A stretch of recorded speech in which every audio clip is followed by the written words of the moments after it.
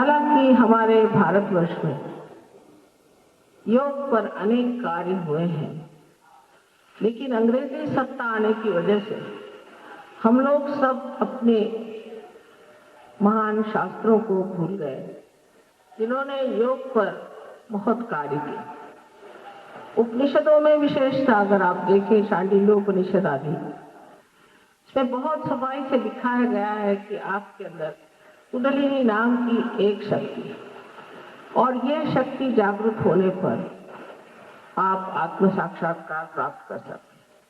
यह मैं जरूर कहूंगी कि बहुत स्पष्ट रूप से पूरी रूपरेखा इन उपनिषदों में उन्हें दी नहीं, किंतु ये बात विवाद है कि हमारे अनेक शास्त्रों, योग वशिष्ठ आदि अनेक शास्त्रों में भी इसका बहुत स्पष्टतया उल्लेख हुआ है।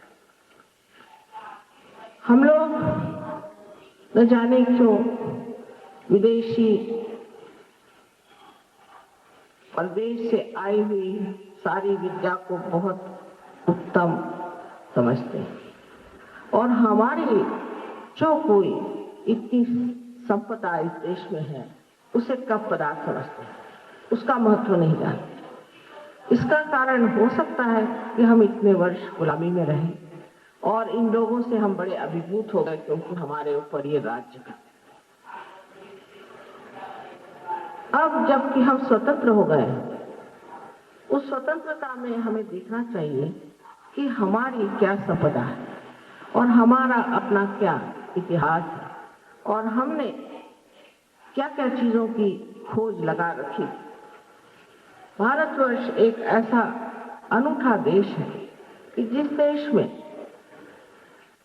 मनुष्य को बाहर की समस्याओं से झगड़ा कम करना पड़ता है। जैसे कि लंदन में अगर आपको घर से बाहर जाना है तो कम से कम 15-20 मिनट आपको कपड़े पहनने पड़ते हैं, तब आप बाहर जाते हैं। अपने देश में भी ऐसे बहुत सी जगह है, जैसे हिमालय है या उनकी तराई की जगह है जहाँ पर बहुत ठंडा रहता है, वहाँ लोग रहते ही नहीं। लेकिन इन सब देशों में मैंने देखा है कि समस्याएं इतनी उनको निसर्ग से लड़ने की हर समय इतनी उन्हें तकलीफ देती रहती है कि वो उसी में पूरी तरह से लुटे रहते हैं। लेकिन भारतवर्ष में एक आबो हवा इतनी अच्छी, हम लोग खुलेआम बैठे। रशिया में भी ऐसे कोई खुलेआम बैठ नहीं सकते, कोई भी देश में आप खुलेआम जैसे बैठे कोई बैठ नहीं सकते। वहां तो जब हमारे लेक्चर होते थे तो उन्होंने कहा आपके लेक्चर में बहुत लोग आएंगे तो स्टेडियम के सिवा कोई जगह नहीं, स्टेडियम भी पूरा बंद। तो ये इस भारतवर्ष की जो विशेषता है कि ना तो यहाँ बहुत गर्मी ना ठंडक, और इस जगह हम लोगों को निसर्ग से लड़ना नहीं पड़ा। तो हमारे जो अनादि काल में अपने पूर्वज हो गए, उन पूर्वजों ने ये सोचा कि आखिर हम लोगों का जीवन जो रोज का है, रोजमर्रा हम जिस जीवन में इससे जा रहे हैं, इसका कोई ना कोई अर्थ है। और क्योंकि इस तरह की हमारी आबो हवा थी, लोगों ने जरूर अपना ध्यान अपनी ओर ज्यादा लगाया बनिस्बत इसके कि कहीं विदेशी देशों में हो सकता। उनको ये नहीं सोचना पड़ा कि हमें बाहर के निसर्ग के जो प्रश्न हैं उनका किस तरह से हल निकालना। बस उन्हें ये पता था कि अब तो सब कुछ ठीक ही है, खाना पीना, जंगलों में भी जाइए तो भी आप जंगलों में रह सकते हैं, वहाँ फल फूल खा के रह सकते हैं। इस प्रकार की इस आबो हवा से भी हमें कहना चाहिए कि परमात्मा ने हमें एक विशेष रूप से ये देश का वरदान दिया। ये देश बहुत महान देश है और इस पे परमात्मा की विशेष कृपा है, और इस कृपा के कारण ही अनादि काल से इस देश में लोगों ने ये पता लगाने की कोशिश की कि हम इस संसार में आए क्यों और हमारा जीवन किस लिए आया।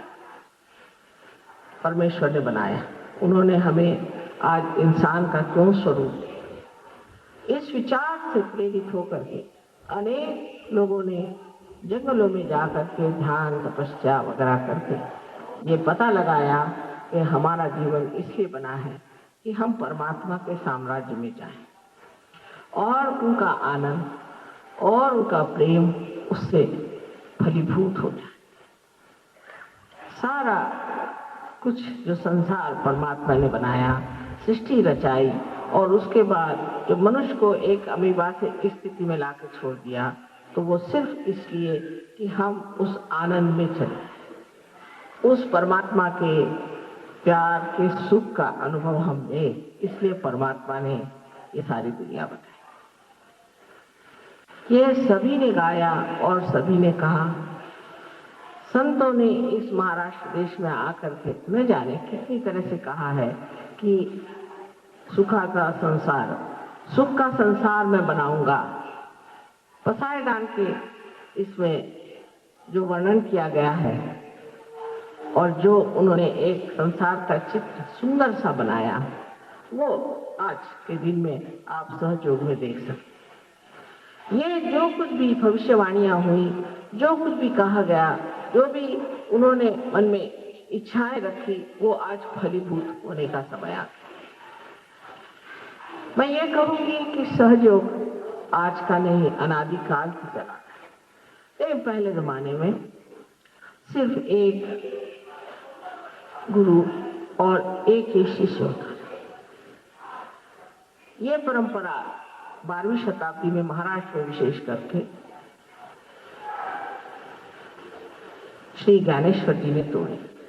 वो भी अपने भाई जो उनके गुरु थे उनको बहुत मना करके ये परंपरा तोड़ी कि कम से कम इसके बारे में मुझे स्पष्ट रूप से ज्ञानेश्वरी में लिखे। उससे पहले आप देखें तो न जाने कितने शास्त्रों में इसका उल्लेख ही नहीं, पर उसके बारे में विशद रूप से वर्णन किया गया। जिन लोगों ने संस्कृत कभी पढ़ी ही नहीं, जिन्होंने अपनी पुरानी पुस्तकें देखी ही नहीं और जो अपने पाश्चिमात्य इस शिक्षा को बहुत ऊंची चीज समझते हैं, ऐसे अंधे लोग इसको कभी नहीं समझ पाएंगे कि इस देश के अंदर कितने महान चीजें लिख गए। इन सब चीजों में जो कुछ भी आप देखेंगे वो एक ही चीज है कि मनुष्य का जीवन किस लिए बना, उसका अर्थ क्या है, उसे कहाँ जाना है। क्या उसका जीवन इसलिए बना है कि वो इससे उसे लड़ाई करते रहे, झगड़ा करते रहे, लोगों को गालियां बकता रहे, या इंश्योरेंस की पॉलिसीज भरता रहे, या और उससे बढ़िया काम करेगा तो दुनिया भर के पैसा खाते रहे? क्या इसलिए उसका जीवन बना? हम लोगों को सोचना चाहिए कि हमारा जीवन क्या ऐसी निम्न चीजों के लिए बना है। जब मैं पहले पुणे में आई तो सबने बताया कि माँ यहाँ तो कुछ आपका काम नहीं हो सकता। मैंने कहा क्यों? कल सब पैसा ही खाते, कोई खाना ही नहीं खाता। वैसा ये पुण्य पट्टनम, इसके बारे में कि इतने शास्त्रों ने वर्णन किया, इस पुण्य पट्टनम में सब लोग पैसा ही खाते, सारा भ्रष्टाचार ही फैला। ऐसा हो क्यों गया? हम लोगों ने अपनी स्थिति ऐसे क्यों कर ली? क्योंकि वो जो साध हमारे अंदर की सत्य को खोजने की, वो लुप्त हो गई, वो साध ही खो गई। वो हम समझ ही नहीं पा रहे कि हमें सत्य को खोजना है। जब तक हमने सत्य को नहीं पाया तब तक हमें कभी भी समाधान नहीं मिल सकता। आप करोड़ोंपति हो जाइए, आप खूब पैसा खाइए, करोड़ोंपति हो जाइए, लेकिन आपको कभी स्वास्थ्य नहीं मिल सकता, आपको कभी आनंद नहीं मिल सकता, आपको प्रेम नहीं मिल सकता, और पीठ पीछे हर आदमी आपकी बुराई करेगा।